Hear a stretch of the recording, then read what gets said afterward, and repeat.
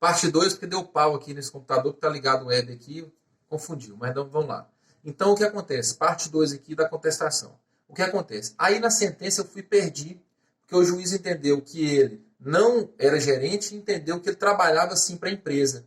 Aí eu venho e falo, meu Deus, como que eu não falei que ó, os recibos estão todos aqui? Por que eu não usei essa tese, essa antitese, essa antítese? Porque eu não usei, porque eu achei que com duas bastaria? Já sei. Olha, o que apareceu aqui, ó. Apareceu uma luz na minha cabeça. Já sei. O que acontece? No meu recurso eu vou colocar. No meu recurso eu vou colocar o quê? No recurso eu vou colocar que simplesmente.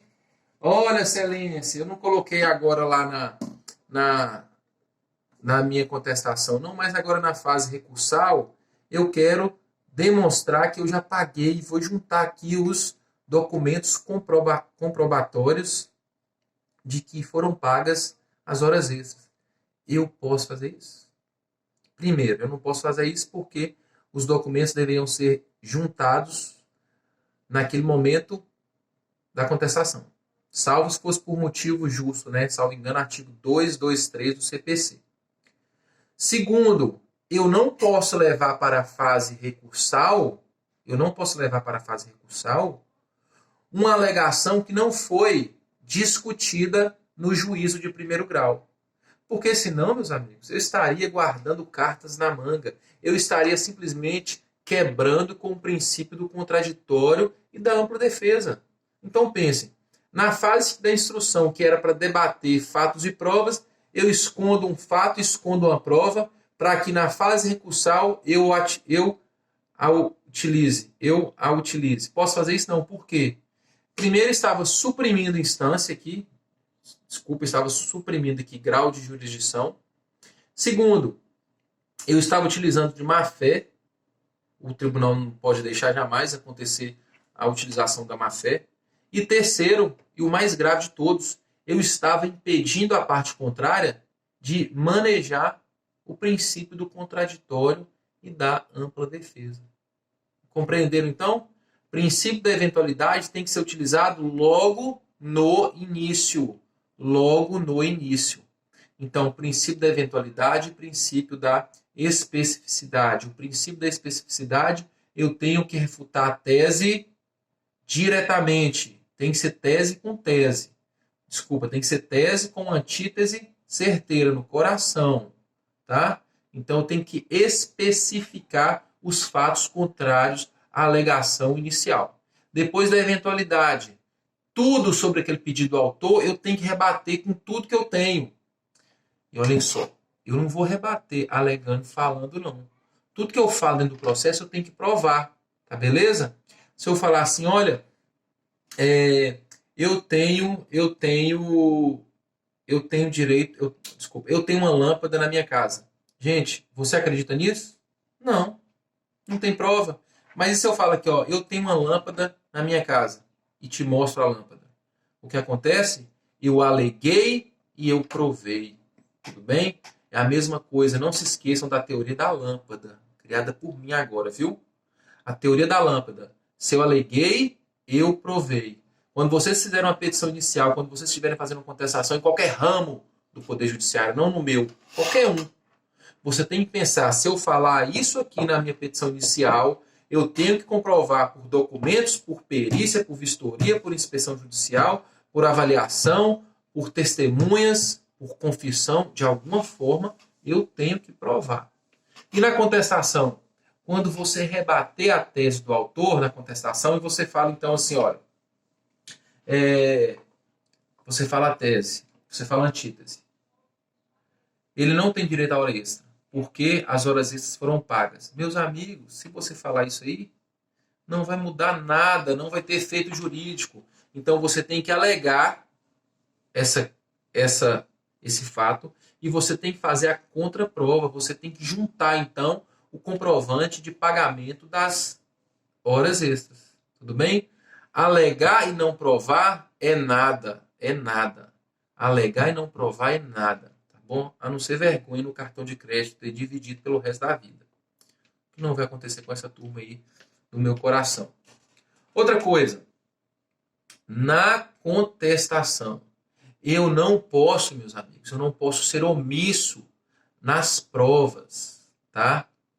Eu não posso simplesmente ter o pedido de hora extra.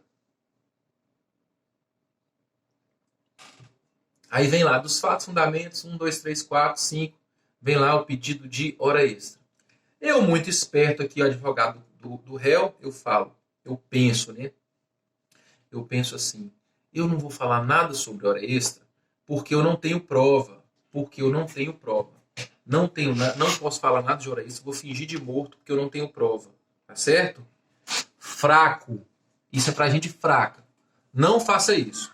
Porque se tem um pedido na petição inicial e na contestação você se quedar, você se manter inerte, o juiz simplesmente vai julgar o pedido de hora extra procedente, tendo em vista a omissão, a ausência de refutação de tese por parte do réu.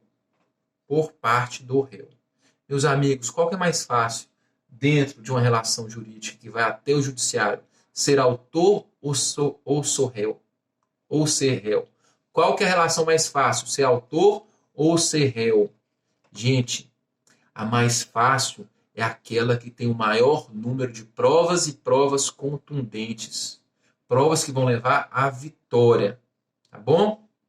Então não tem isso não, autor e réu. Sempre vai ser o melhor quem tem mais provas. E eu falo o seguinte, além da omissão que você não pode fingir que não viu um pedido, você tem que refutar, tá? Não, você tem que refutar.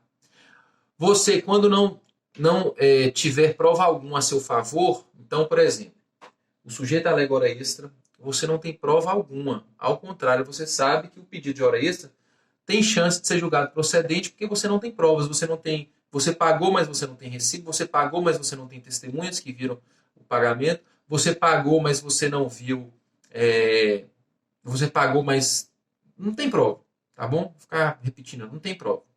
O que você pode fazer no máximo é só negar o fato. Então, o cara pediu hora extras, você fala, não são devidas as horas extras. Porque quando você nega, você devolve o ônus de prova, você deixa com o autor o ônus de prova. Tome cuidado. Na contestação, se você colocar contra o pedido do autor um efeito modificativo, impeditivo ou extintivo, você atrai para si o ônus de prova. Então vai ser o seguinte, recapitulando. O autor pediu hora extra, você fala, meu Deus, eu não tenho prova alguma.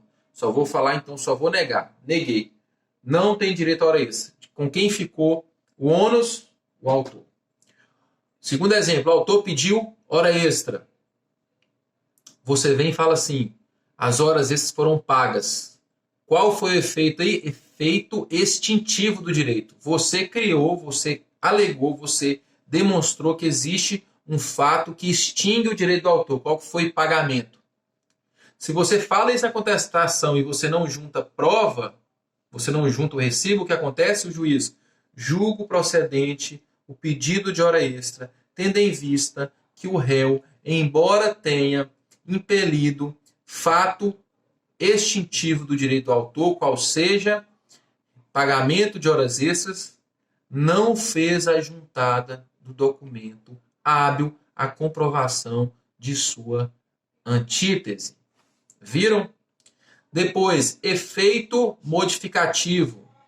Pedido do autor e o réu fala, não, ele não tinha direito à hora extra porque nessa época ele era gerente. Então o que acontece? Eu modifiquei a alegação do autor. Se eu modifiquei, eu tenho ônus de prova. Então, se você modificou falando que ele era gerente, você tem que comprovar que ele era gerente. Você modificou a tese. Depois eu tenho os fatos impeditivos. Então eu falo assim, olha, no fato impeditivo, o sujeito alega hora extra e você fala, não tem direito a hora extra porque a essa época o contrato já estava extinto. Viu? Então eu impedi que houvesse aquele fato, não estou impedindo o direito. Quando eu quero extinguir o direito é o pagamento, exemplo. Mas quando eu quero impedir, não estou extinguindo o direito. Tanto é que se eu comprovar, vai ser pago.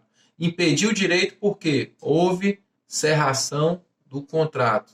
Nesses três casos, fato impeditivo, modificativo e extintivo, de quem será o ônus de prova? Do réu. Se ele não se desvencilhar, se ele não se desincumbir desses fatos impeditivos, modificativos e extintivos, o que acontece? O que acontece? Ele simplesmente vai ser condenado a pagar os pedidos de hora extra. Tudo bem? Então, nossa aula inicial de contestação. Nós estamos terminando as correções de petição inicial. Teremos a aula de amanhã, sexta-feira, para vocês tirarem as dúvidas sobre petição inicial. Como eu disse, vamos fazer contestação e depois voltaremos em petição inicial e em contestação, trabalhando as duas juntas. Um grande abraço. Fiquem com Deus.